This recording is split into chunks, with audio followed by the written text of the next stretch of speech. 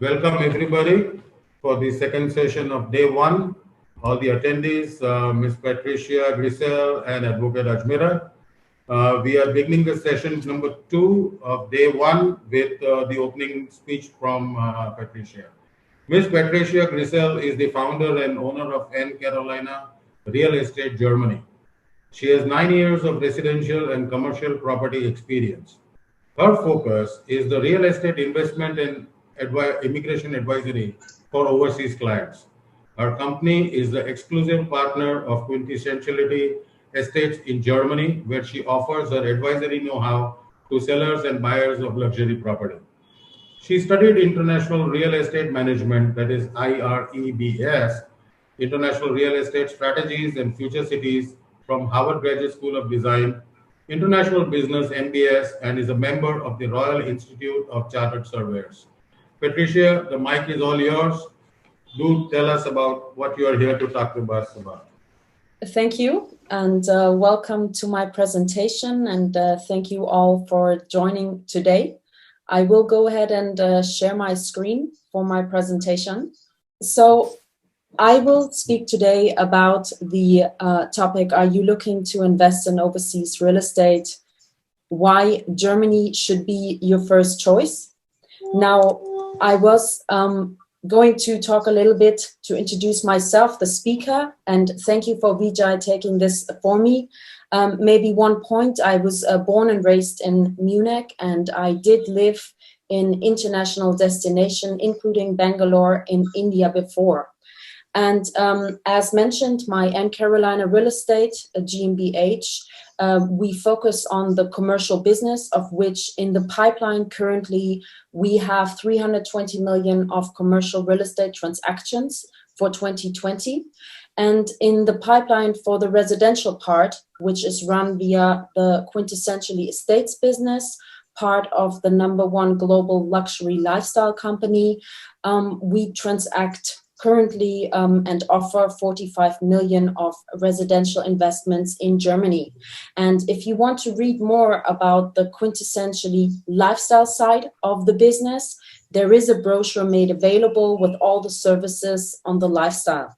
Now, second, I would like to introduce you to Germany and talk a little bit about what my clients perceive Germany for and like Germany for. So Germany is a safe haven. Now, what does that exactly mean? And I will give you in the following a couple of viewpoints. It is large, the largest. Germany is the #1 country in the European Union contributing to the GDP, before UK, France, Italy, and Spain, and it's also the country with the highest population. The labor market is also very strong. The long-term unemployment rate is very low. We have high wage environment with even increasing wages every year. We have excellent career opportunities in the labor market, and the environment is very favorable for research, development, and innovations. The political environment is stable, and we have high safety standards here in Germany. Also, during times of COVID, the world could see that the healthcare system and the social welfare system stood out, which led to the fact that a lot of immigration requests and future requests to move to Germany started happening, especially now during these times, because the priorities of the society started switching. And we are also #1 in the quality of infrastructure worldwide, which is even before Singapore, Japan, and the United Arab Emirates. And while there is some turmoil going on, let's say, in the Western Hemisphere and also the UK Brexit taking place, I may mention that Germany is very well positioned in becoming the #1 entry gate into the European Union. The Germans are open-minded and a welcoming society to foreigners. And also the English language is by now anchored in the society very, very deeply. And last but not least, the property market is one of the most stable Why is that? Because it is less affected by the global crisis, especially if we look at the residential market.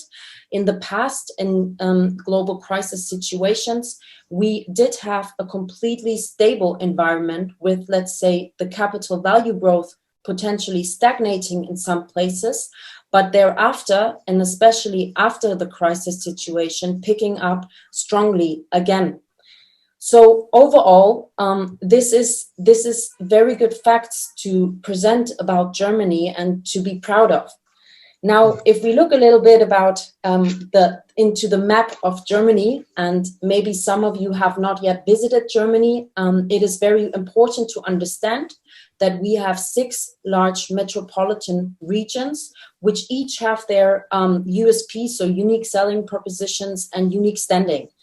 Starting in the north, we have Hamburg, the international harbor and entertainment city, and you see the new iconic concert hall, the Elbphilharmonie. Yes. Then you have Berlin, our capital and also political hub, and it is right now the new Silicon Valley of Europe, which made Berlin become highly in focus of international investors coming to Germany. Then in the east, you have Dresden and Leipzig, which are the cities that have that are the eastern gate towards Eastern Europe, with a lot of growth happening at the moment, and also in the logistics sector. We move on to North Rhine-Westphalia with Düsseldorf and Cologne, which is our manufacturing heart of the country. And you see here our famous ICE fast train came from this region. Moving on to Frankfurt, our European financial center and home to the European Central Bank, with also a lot of international trade fairs taking place.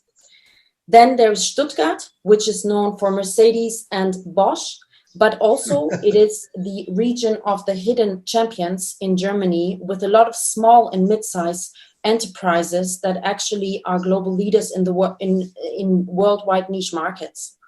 You have Munich, with home to BMW and Siemens, and it's also the economic powerhouse.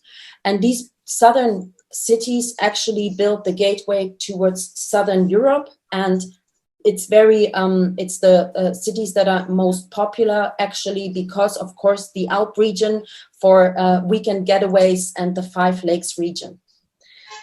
So that's good for Germany. Now, in the next section, I'm going to talk a little bit about why the German-Indian ties are so strong and need to be mentioned at this stage.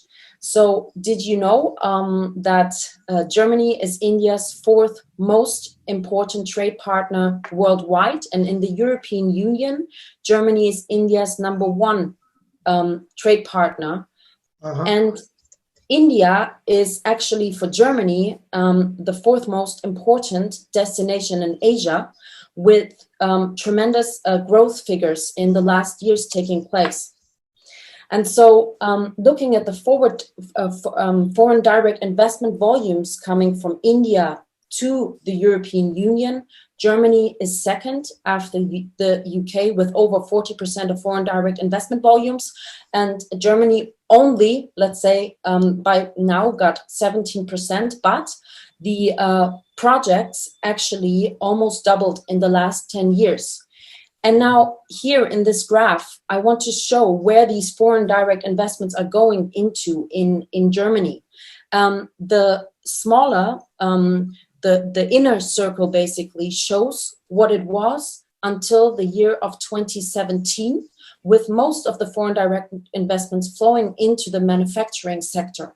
Now, this has changed since 2018 by a lot, with the financial and business services, as well as wholesale, retail trade, restaurants and hotels picking up significant investments, which is something to be watched and a great potential in the next decade here in Germany. And if we look at the map, I will share this map. I'm happy to share it with the detailed companies. This actually shows where all the Indian companies are located. And as you can see, most of the companies actually, they are located in and around Stuttgart, spanning to Frankfurt and going over to Düsseldorf and Cologne. So the manufacturing heart, whereas the financial services have picked up a lot with a lot of number of investments taking place. And also Berlin has become significant for biotechnology, IT, and then you of course have Munich and Hanover. But if you look at the map of India on the counterpart, it is quite interesting to notice because Western India goes Western Germany. So most of the foreign direct investment flows actually comes from Maharashtra and Karnataka, but also the connection between India and Germany is represented throughout India very strongly. And so to summarize this, there is in Germany overall 93 Indian-owned companies with 213 Indian subsidiaries, which generate a significant amount of revenue. And if you look at the residents and you see this figure in particular, you might think, oh, that's very low, but it's actually significant in our numbers. Yes. And what you notice is that the increase of residents moving to Germany, Indian residents, actually increased by a lot since 2013, and we are seeing year-on-year increases in the next upcoming years as well, which we are preparing for. Now, going over to the students. In addition, we have around, in 2018, 21,000 Indian students studying in graduate and postgraduate English speaking programs, as well as German speaking programs. And for us in Germany, the Indian students are very significant because they're the second largest group of international students actually studying in Germany. Now, they mostly study engineering, yes, also law and mathematics and natural sciences. But this actually is a significant figure because Germany requires high-skilled workers, and especially in the engineering sector over the upcoming years. And so the very interesting point to make is that of all the students graduating here in Germany, they actually 75% stay in Germany and join the German workforce, whereas if you look at the ties, the economic ties and investment ties of Germany and India, this is a great advantage for the Indian students because they can have a very stable job environment here with high wages, especially in the engineering sector. And then they're able to easily move back to India if they wish so, because of the subsidiaries of Indian companies being in Germany and German companies being in India. So this is basically a give and take and give. And what Indians nowadays appreciate very much is that the graduate and undergraduate programs taught in English, they are taught at, let's say, the best global levels and even beyond the US, UK, and Canadian large universities. But Indians have to pay much lesser tuitions and they still have the same job opportunities and maybe even better, and also high wages of being high-skilled workers entering our working market. So with all of these figures presented, there's very good relationships happening and a very good potential for the future. Now, what about the real estate? Yeah, I would love to present you the same figures for real estate actually, but this is actually so far a little difficult. Yeah, we know in Germany that companies, when Indian companies come, they do invest in the real estate. And also the residents living here in Germany from Indian origin, they also invest into real estate. Now, still what we are not yet seeing and where I cannot present the figures is how much flow actually comes directly into the German real estate market, into buying apartments from Indian investors. And that is mostly because the Indian investors that we do see, they invest via third countries like the UK and Singapore, where they have ties, but also because the flow is yet to pick up more. And so this takes us actually to the next section of mine, the investment in overseas real estate.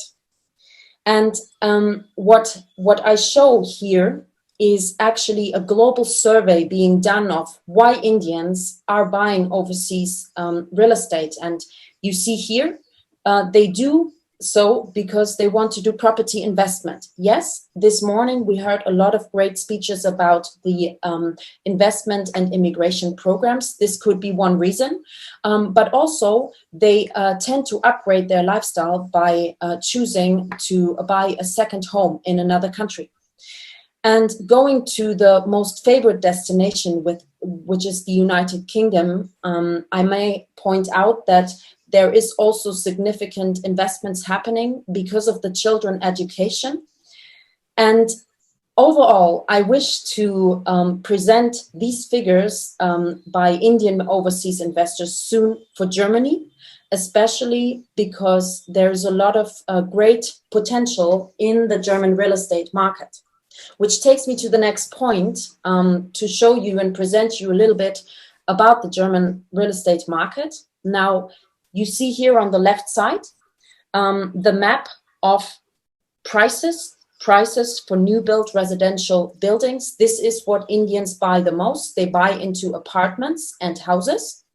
And if you compare this with the normal destinations and international gateway cities like London, Paris, and also Switzerland, there is housing available for still very attractive levels. Now, these are the averages, and I may point out that to the peak of the market, we are already also seeing 30,000 euros per square meter. But in general, this range really shows what the potential is that lies in the capital values of buying apartments in Germany. Mm-hmm. And what you see here, there's some good facts actually that need to be noted. The German residential market is very stable. That means we actually see 0% vacancy risk, and this over the long term. Actually, we do have waiting lists for certain areas in major cities, but also surroundings for people looking for housing, as we have right now a huge lack of housing and a lot of immigration happening, a lot of migration happening into the major cities, but also the metropolitan regions. And we see this lack of housing still taking place in the next century. And so at the same time, the capital value growth we're seeing on properties here is 10 to 15%, especially in Berlin and Frankfurt and Munich, even higher there, a little lower in the other regions. But this is a significant number. At the same time, the rental growth has stagnated in a way. And there's still great, let's say, potential in the rental market.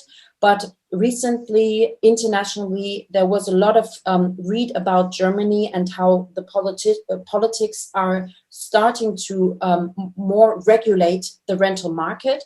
Now, I may notice that the rental market has always been under regulations. And what is being done now is keeping the market healthy in a way. It is also a reason, though, why I recommend to my clients to purchase newly built. One, you get the rent for newly built high quality. And second, you do not have this rental regulation in the newly built sector. This already shows that, compared to maybe other property markets, we are thinking long term. Germany is not a country to move in and to move out of the property market soon, but it really is a long-term thinking when you want to invest in the German property market. There's still great bargains to be made. And most importantly is, though, the long term is that after 10 years, the capital gains on property is tax-free. It's 100% tax-free. Doing the math, if you look at the 10 to 15% capital value growth in 10 years, that doubles your investment that you've made into property. The value is doubled, and this is actually, I mean, we've seen many values double, triple, even in the last 10 years. I think, Sarah, Patricia, that's the best selling point for the Indian. Because always when it comes to paying the tax on the capital gain, they are always reluctant to do it. So if it is exempted in Germany, so it's a double benefit that, okay, you are getting an appreciation, then the tax benefit is there, and you are diversifying your portfolio in Europe. And now I add one addition, actually, with what I recommend to my clients is to bring 250,000 minimum of equity requirement to also cover the acquisition costs. And at the same time, Indian nationals, they do get financing. They get financed by our banks, and they get it to very good conditions. And this goes up to 70% financing. So it overall gives you, even if you wish, less equity investment, but it gives you a volume of 800,000 and more to invest at the same time into German property, where you can buy up to 3 one-bedroom apartments, for example, and already spread your portfolio a little bit and gain a higher cash flow and take more advantage of the capital value growth scenarios. And this also at a very cheap rate. So, I mean, this is Germany, and when I look at the trends, the map which you see here is showing the purchasing power parity in Germany, which is very strong in the southern region, but also financial hub Frankfurt and Düsseldorf and Cologne, where most of the millionaires are lived on one spot, are living in one spot. What you see here, though, is that from the major cities, actually, the color is getting darker and darker if we move to the metropolitan regions. And if we would have spoken 5 years ago, much of this was already, or 10 years ago, much of this was still yellow. Yeah, so lower wages, lower purchasing power parity. That means Germany is becoming more wealthier, which then will lead to very good effects on the property market, because the Germans tend to rent their properties. We are one of the countries with the lowest ownership rates in the European Union. And this is reflected in the good rental potential in these markets, not only in the major cities where the trend is that the land is scarce. And now the population is starting to expand towards the metropolitan region, and with the great infrastructure in place, soon, you know, we in the next decade, we expect the darker colors to increase even around Berlin. So this is one great trend to now take advantage at still comparatively affordable prices in the regions. And if we look at the cities itself, another trend that I want to mention is that the society is getting very individual, meaning one-bedroom apartments are searched for by a lot, by a lot of people. And that means for investors, small investment lot sizes and very, very stable investment scenario. And especially on the one-bedders, we have seen more than triple the prices as well in the metropolitan regions. The second trend in the big cities is that young families are looking for 2 to 3 bedders. So this is also a good investment that I always recommend to think a little more stable, because the single use might be more fluctuative, and then you will have tenants moving in and out, which is more relaxed on the larger apartments. Yeah. And the last trend is also that because the cities are very full with people, these young families are moving not into houses on the outside, but 2 to 3 bedroom apartments that are newly constructed on the outskirts of the city, and even 1 hour away. So here the prices are still very affordable, with a lot of potential for the future. Do you have any more slides to go, or? So I have the one big question. This is Yeah. actually my last slide, Prashant. Sure, go ahead, please finish. Yeah. So immigration. Now, Germany does not grant immigration citizenship by property investment. This has Right. numerous reasons where we are just a big player in the European Union. But we, as Quintessentially Estates, we work with a law firm together that actually helps and eases the way towards the residency and working permission for Indian nationals. And you can apply as a foreigner, independent of interest, for a residency and working permission for 2 years. We always recommend to tie this together, because if one runs out, then the other will.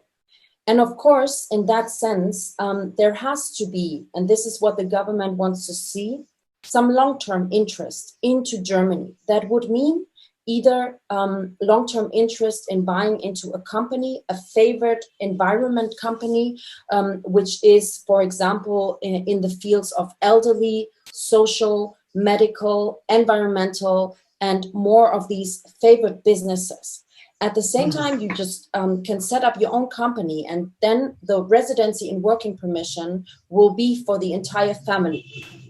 This is also something to point out. And of course, this is something very, because you know, when we talk about the European countries, the Germany is always people ask about it, but you know, it's not like a known and well marketed program or a strategy by the German real estates or immigration lawyers. And I think this could be very, very interesting for people. But I see from your presentation that you need to have a double interest into that one, that you make an investment into a real estate, and also at the same time, you are making an investment into a company.